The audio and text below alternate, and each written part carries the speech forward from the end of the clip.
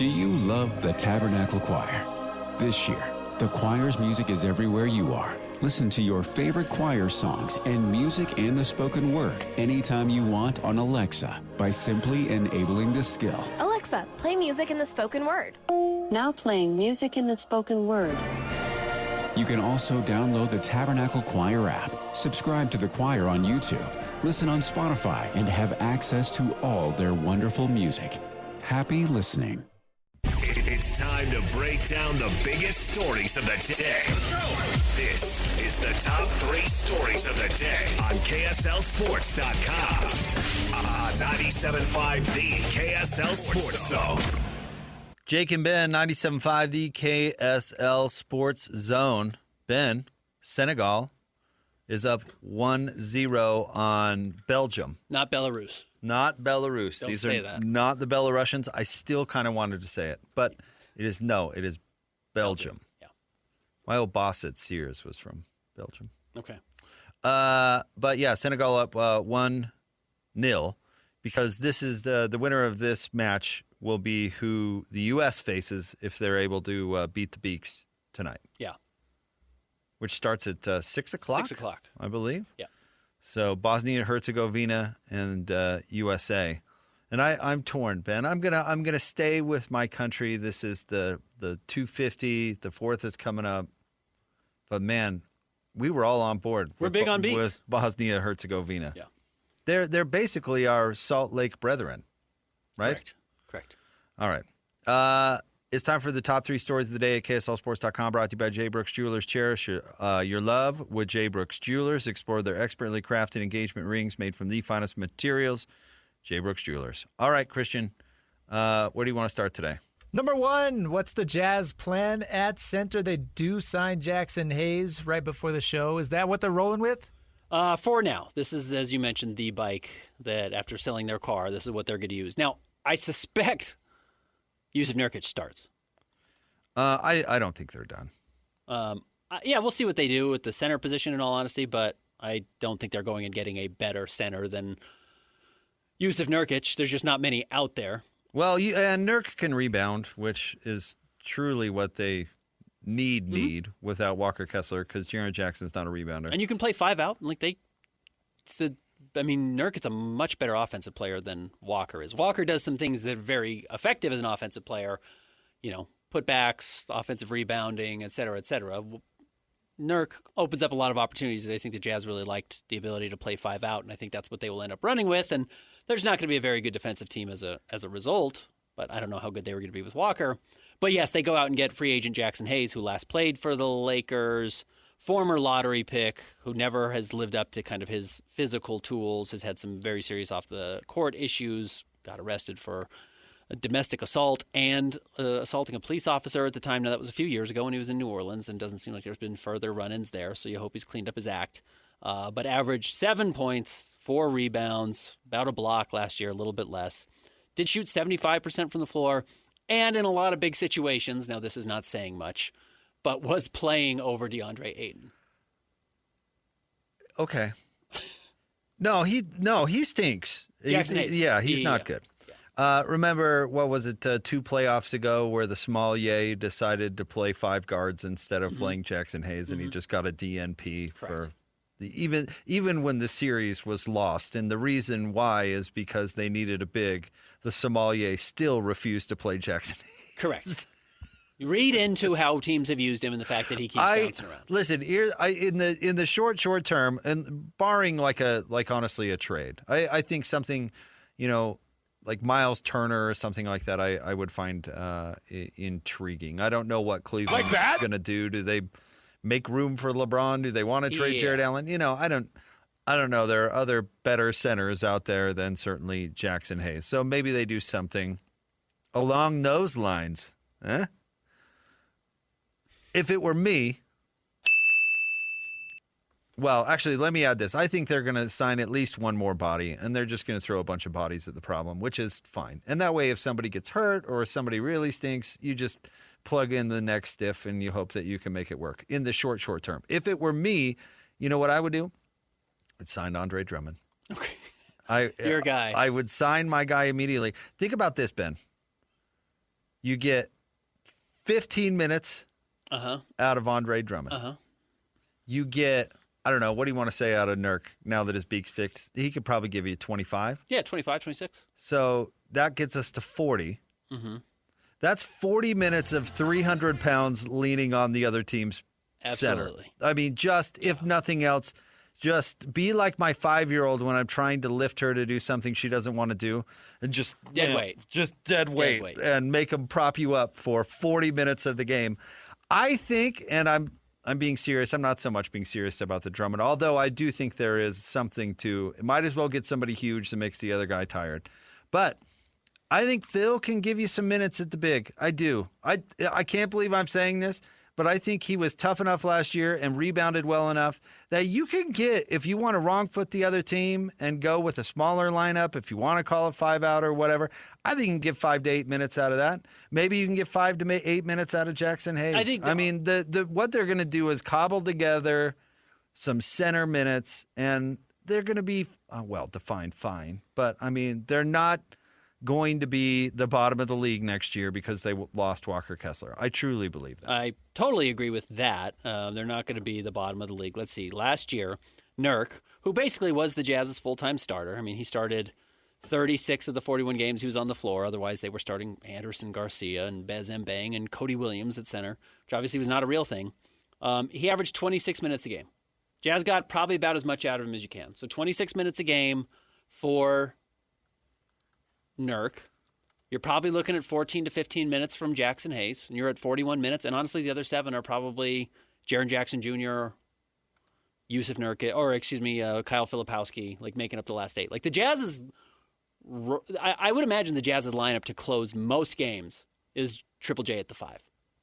And you go with your quote unquote small ball lineup or death lineup, whatever you want to call it, with Lowry at the 4, maybe Ace at the 3, Darren at the 2, Keontae at the 1, and you just say, like, this is what we want the future of this team to look like, and we're going to give them serious minutes and opportunities to learn and grow. And if it doesn't work at all, you put Nurk back on the floor or whatever. But, yeah, I think that's basically what your center rotation looks like. And if someone gets hurt, they're really thin. They get really thin, but that's the truth anyways. You probably now, though, go find another center on a 2-way contract. That's not Oscar Sheepway.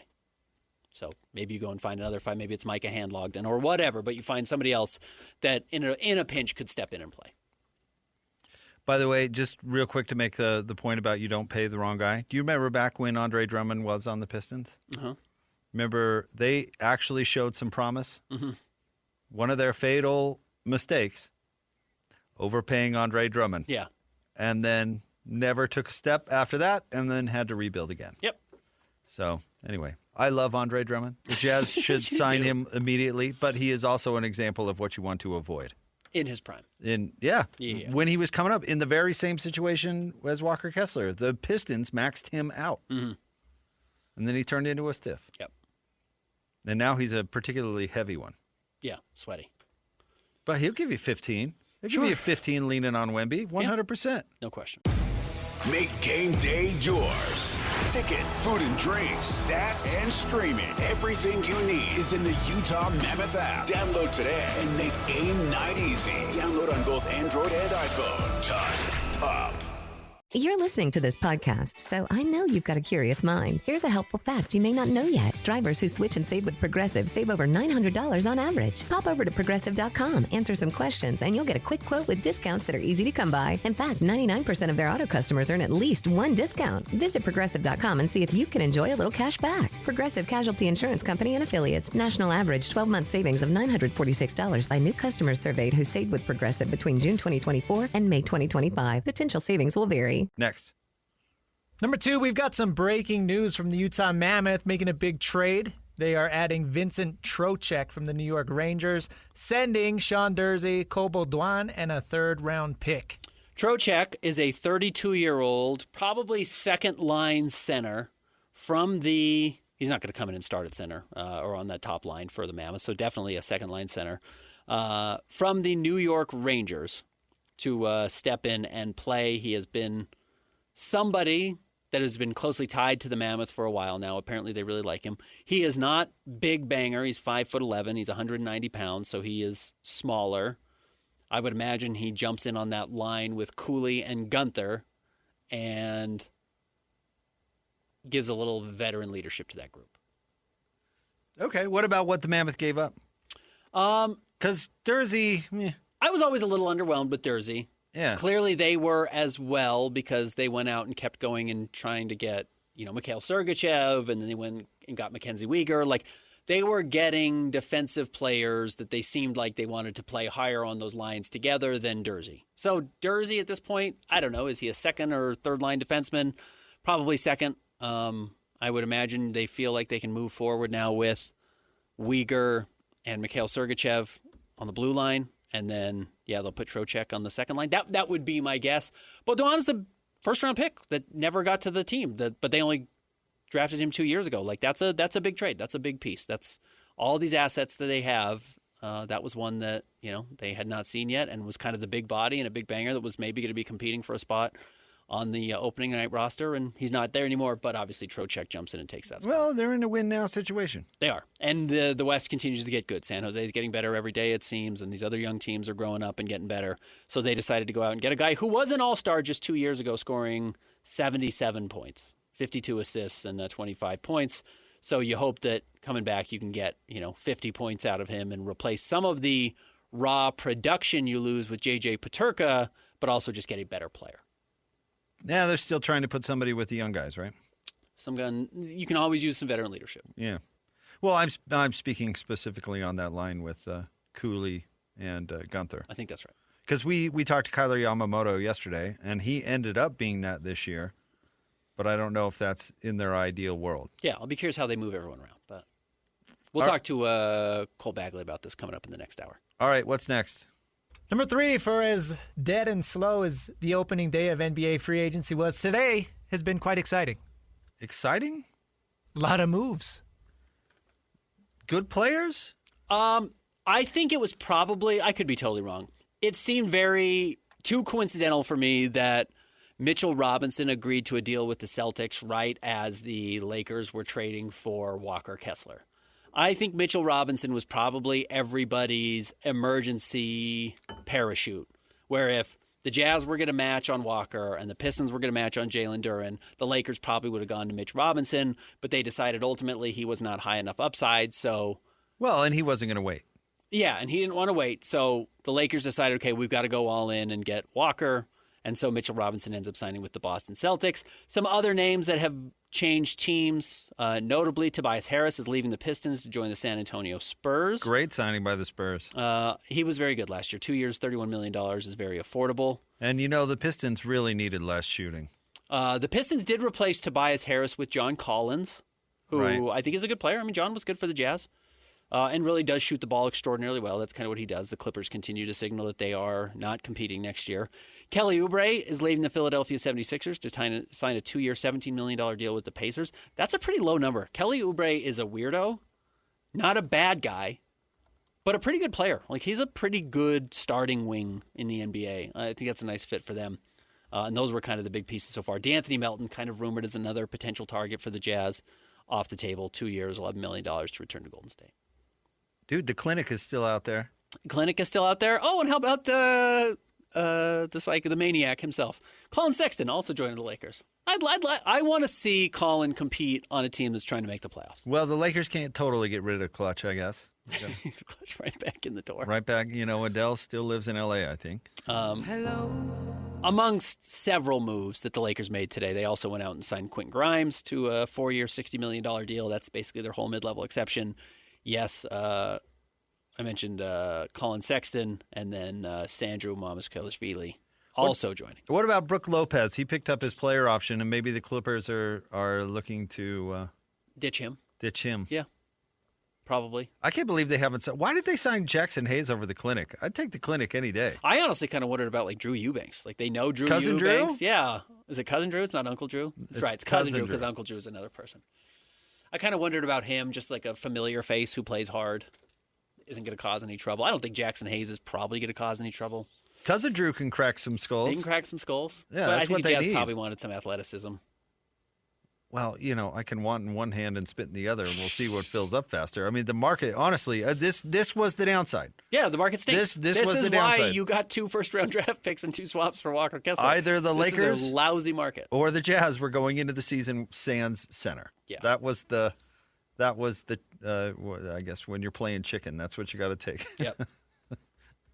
All right. We'll have more coming up next. Of course, the Walker Kessler news continues to be the big story of the day. We will hit on it. We will take, in the 3 o'clock hour, a brief break to talk about that trade with the Mammoth with our buddy Cole Bagley. That's coming up at 3:30.